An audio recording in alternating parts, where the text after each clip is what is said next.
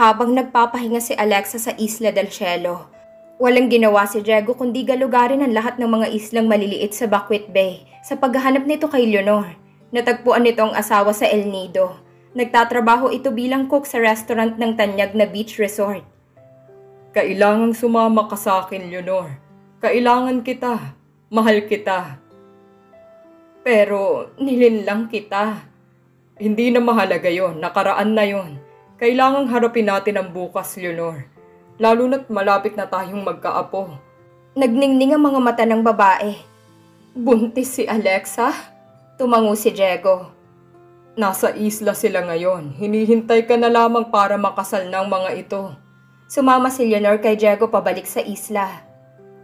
Nagpakasal sina Alexa at Erin sa kapilya ng isla at naroon lahat ng buong angkan ng mga Del Fierro, pati na si Lawrence na dumating na galing sa ibang bansa. Fine arts graduate din ito, kaya nagkasundo sila ni Erin. Bakit hindi natin muling pagandahin ang Isla del Cielo? Tanong ni Cameron sa mga kapatid na naroon. Tutal, ibinebenta na ng nakabili nito. Sa tingin ko'y naging mahalagang bahagi na ito sa buhay ng mga Del Fierro at magiging kapaki-pakinabang ito kapag na-develop ng husto. Magpatayo tayo dito ng cottages para sa mga fine art students and graduate na gustong mag-paint dito, ani ni Lawrence. And function rooms para sa mga seminars and floating cottages. Malaking perang kakailanganin pero in the end ay mababawi din natin ito. At magiging kasosyo din natin si Diego Villena, ani ni Albert. Dahil alam kong mahal na mahal nito ang Isla del Cielo. Pinisil ng lalaking kamay ni Marian, napangiti ang abogada. Nang sumunod na mga buwan, nagsimula ng construction sa pagde-develop ng isla para gawing Class A beach resort ito. Nakapanganak na si Alexa at lalaki ang panganay nila ni Erin. Makalipas ang 1 taon at naging napakaganda ng isla. Malaking hotel na naipatayo.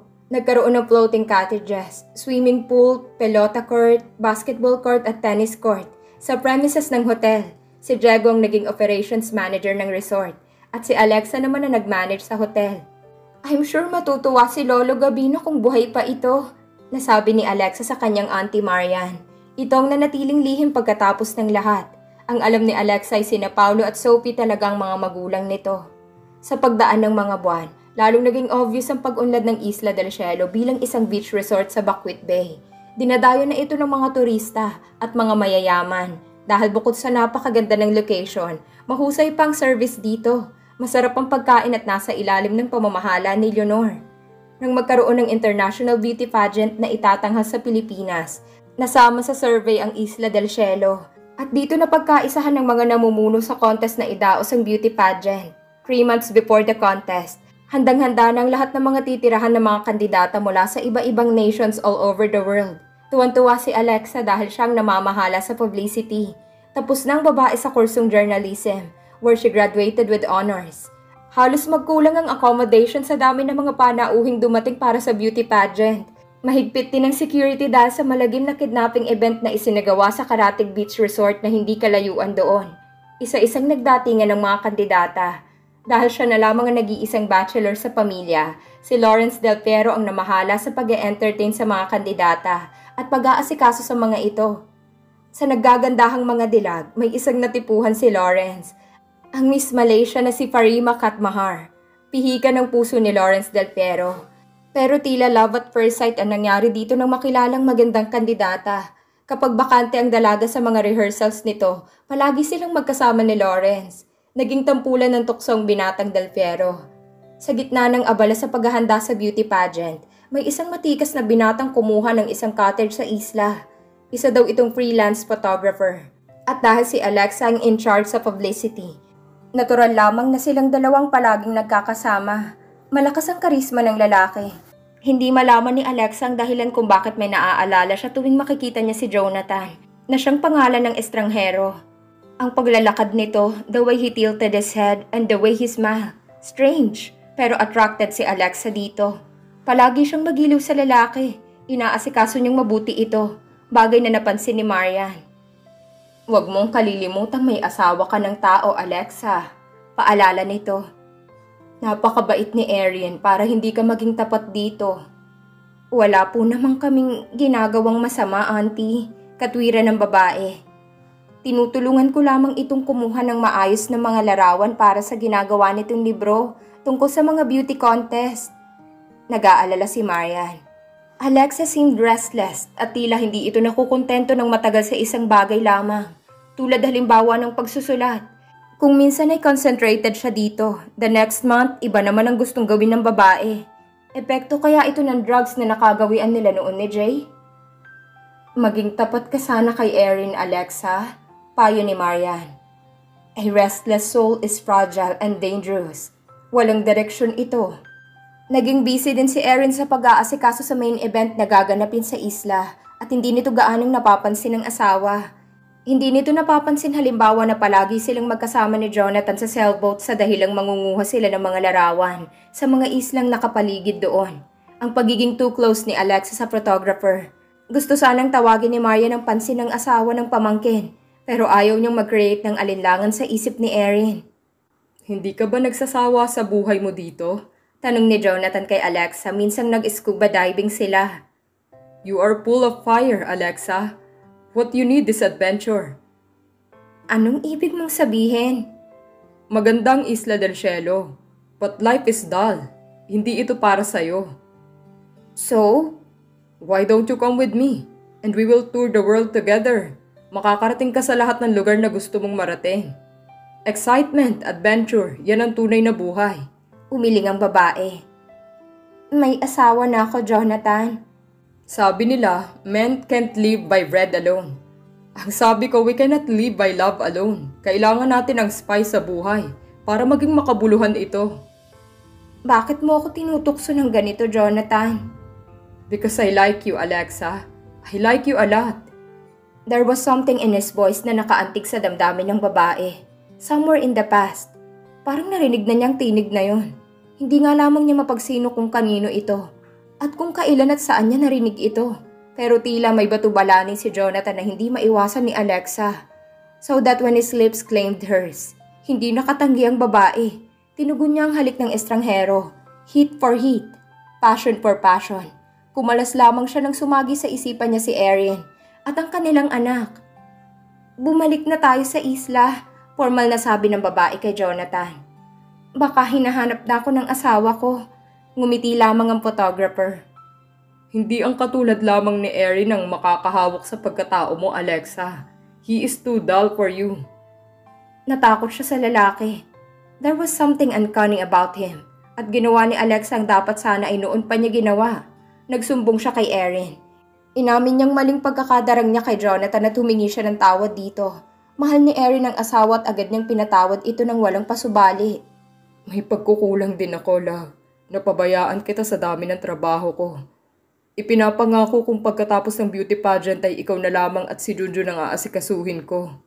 Hindi ka naman siguro magagalit kung paalisin na namin ang Jonathan na yan. Ani ni Erin. Tila balak nitong guluhin ang buhay natin, hindi ba? Right. Kinakabahan ako sa kanya. He is a strange man. Isinangguni ni Erin ang problema sa ama. Bukas, kakausapin natin ito ng maayos at maaalisin natin in a nice way. Ani ni Diego. Pero nang puntahan nilang lalaki sa cottage nito, wala na ito. Iniwan itong bayad ng kwarto sa ibabaw ng mesa. Nakahinga ng maluwag si Alexa. Para siyang nabunutan ng tinik sa lalamunan. Pero naging palaisipan sa babae kung bakit tinangka ni Jonathan na tuksuhin siya. Pero nagkamali ang babae. Nawala nga si Jonathan pero may kakilakilabot na mga nangyayari kay Alexa na halos ikamatay nito sa nerbiyos. Every now and then, matatagpuan ng babae ang larawan ni Jay sa kama nila. Ang larawang kuha ng mga police photographers ng paslangin ni Gabino Del Fierro ang lalaki. Mga larawang nagpapakita ng close-up ng laslas na lalamunan ng biktima. Mga larawan ng biktimang puno ng dugo. Nagtitiling lalabas ng kwarto si Alexa at ilang ulit nang nawawala ng malay ito sa takot. Sino bang sadistang gumagawa kaya nito? Himutok ni Erin. Anong gusto nitong palabasin? Paghihigante. Ani ni Albert.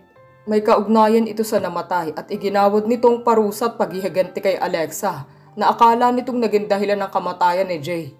Isang matalik na kaibigan. Marahil kapatid. Si Jonathan. Agaw ni Alexa. Ngayon ko lamang nalaman kung bakit there was something strangely familiar about him. Sa ways, baka kapatid kaya niya ito? At parehong Jung ang simula ng kanilang pangalan. Ani ni Marian sa detective na kinuha nito. Magtalaga tayo ng tao sa bahay niyo na hindi ka puna-puna. Kunwari isang mekaniko halimbawa, para mahuli nito ang nananakot kay Alexa. Hindi sila nagkamali sa pantaha. Caught in the act si Jonathan na pinupuslit ang isa pang larawan ni Jay sa silid ni Erin at Alexa. Bakit mo ginagawa ito, Jonathan? Tanong ni Alexa. Anong naging kasalanan ko sa'yo? Sa akin ay wala, pero sa kapatid kong si Jay ay malaking kasalanan mo, Alexa. Ikaw ang dahilan ng pagkamatay nito. Isinusumpa kong igaganti ko ito. Hindi pa tayo tapos. Kinasuhan ni Marian ng photographer at nakulong ito. I hope that this is the end of him. Anang abogada, bumaling ito kina Erin at Alexa. Mabuti pa'y umuwi muna kayo sa hacienda pagkatapos ng beauty pageant. Anang babae. Tahimik doon at walang estrangherong basta-basta makakapasok sa hacienda. Ligtas kayo sa anumang sandali. Tumingin si Alexa kay Erin. Nagtanong ang mga mata nito. Of course, kung saan ka matatahimik at maligaya, ay doon din ako, Alexa. Hanay ni Erin. Sumabay silang umuwi kina Sophie at Paulo sa Hacienda del Fierro, kung saan nakahandang magsimula ng bagong buhay sina Erin at Alexa. Ibinigay sa kanila ni Cameron ng isang malaking ranch house na malapit sa rancho ng Hacienda dahil gusto ni Alexa na mapalapit sa mga alaga nitong kabayo. For a while, naging tahimik at payapa ang buhay ng mag-asawang nagsisimula pa lamang sa buhay. Nawala ang pagka-restless ni Alexa. Naging tahimik itong may bahay ni Erin at iniuko lang spare time ng babae sa pagsusulat ng love stories. Minsang walang magawa ay naisipan ni Alexa na linisin ang ilang mga kwartong matagal nang nakasara sa mansyon sa hacienda. 20 rooms lahat ang meron sa napakalaking bahay. Una niyang napasok ang dating study room ng kanyang Auntie Marian. It was a very interesting room at tila puno ito ng mga silent memories ng mga nakaraang puno ng buhay at pag-ibig.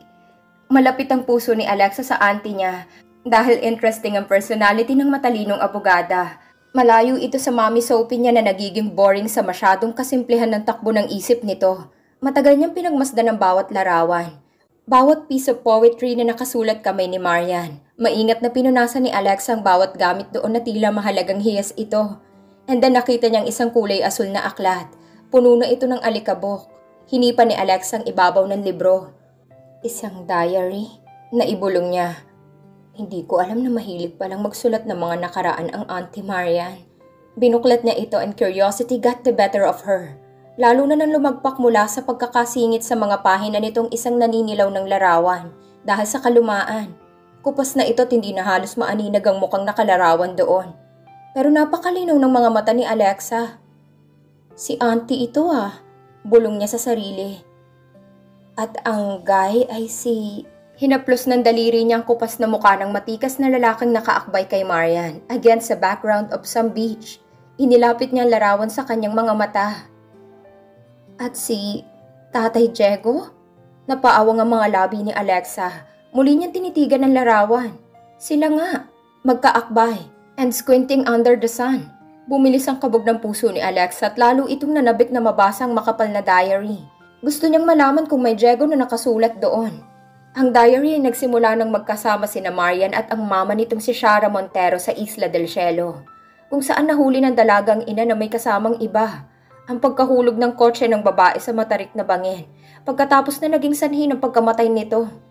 Alexa skimmed through the pages of their diary, hanggang sa tumating siya sa isang pahinang nagde-describe ng isang wild summer sa Isla del Cielo, nang makilala ni Marian ang isang padpad doon na nagngangalan na Victor Valera.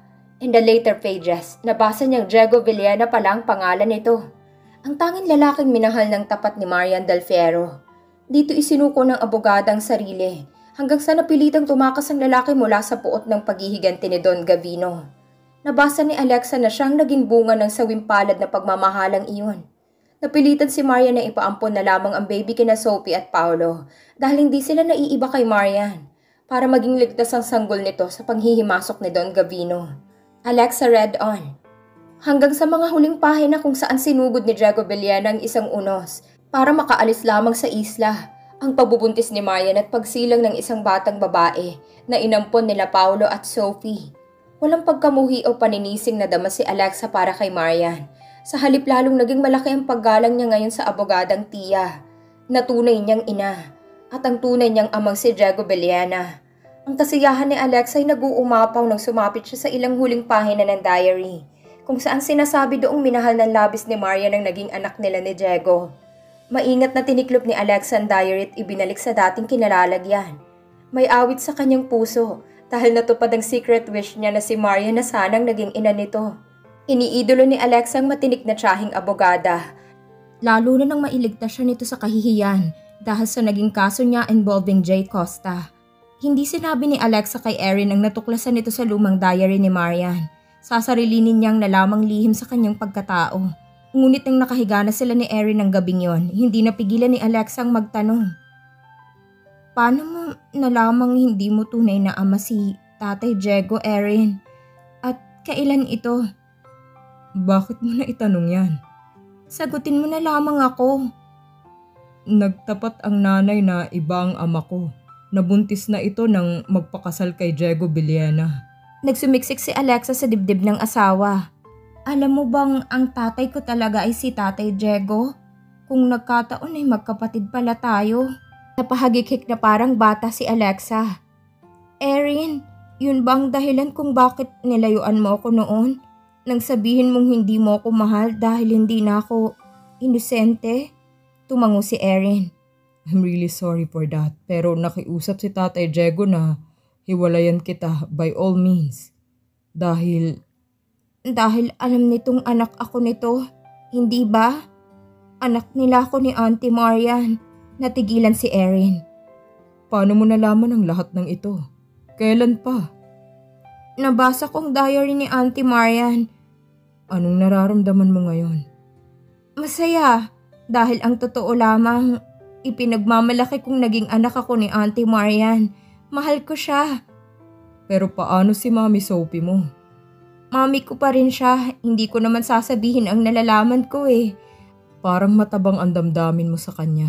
Bakit? Alam ko kasing may mga motibo siya kaya gusto niya akong ampunin. Selfish motives. Gusto niyang mahalin siya ni Lolo Gavino dahil nabigyan niya ito ng apo. Pero just the same, inalagaan ka nito. Sapat na yun para dapat mong itong mahalin. Nagkibit balikat si Alexa. Let me hug you. Paglalambing niya kay Erin, humagod ang kamay niya sa hubad na dibdib ng lalaki. Napapikit si Erin nang maramdaman niyang may nabuhay sa kanya. Nadama ni Alexa ang mga labi ni Erin sa kanyang muka. Closing her eyes, she held him. Ngayon ay pawang damdamin na lamang nilang umiiral. His mouth, slow and unhurried. His lean, hard body against hers. His hands seemed to belong wherever he touched. The beating of their hearts, with first tremor of her body. Alexa cried out his name, dahil wala namang makakarinig sa kanya maliban kay Erin. Kinabukasan naglakad-lakad si Alexa sa paligid ng asyenda. Parang gusto niyang dalawin ang old familiar places of her childhood. Dinala siya ng kanyang mga paa sa makipot na dirt road patungo sa may ilog, na nasa magubat ng bahagi ng asyenda. Maraming masusukal na mga puno dito, and vegetation was thick, hanggang sa makarating siya sa isang pamilyar na clearing. Malapit na ito sa ilog. Iyo ba lahat ng lupang ito?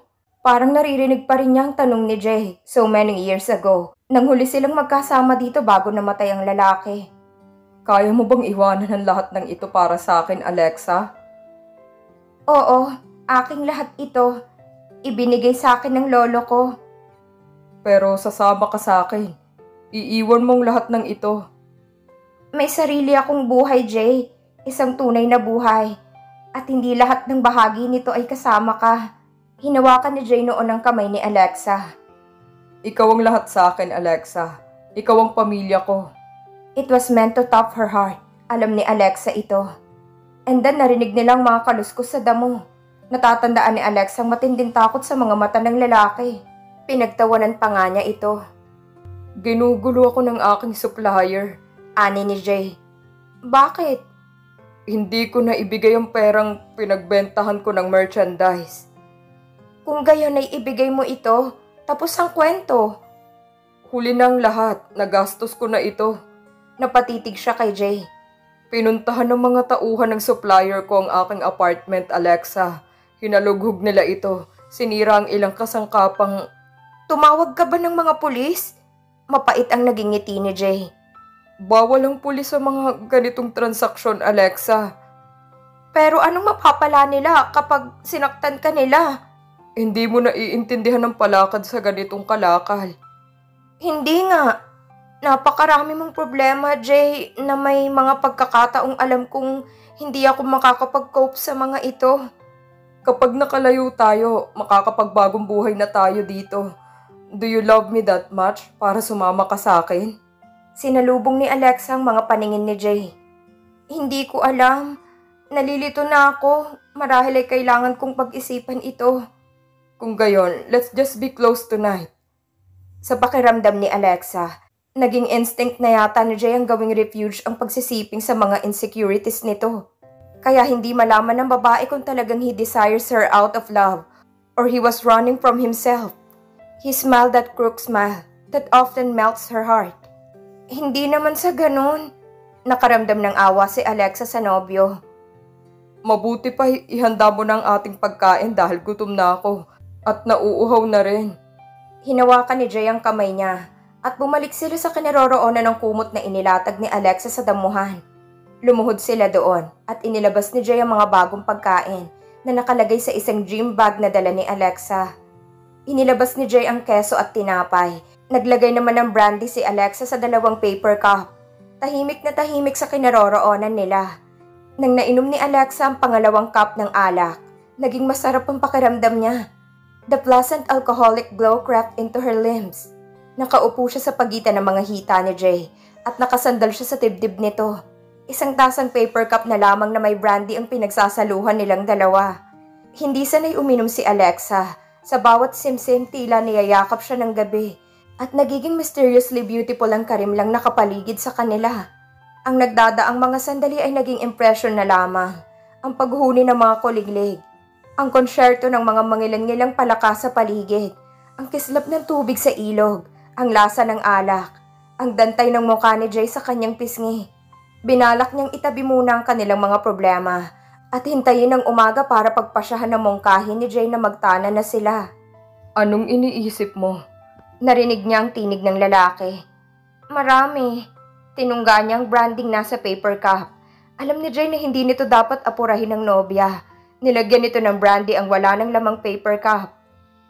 Gusto mo ng damo? Tanong nito. Nagdala ako ng kaunti. Mali ito. Untag ng isang bahagi ng isip ni Alexa.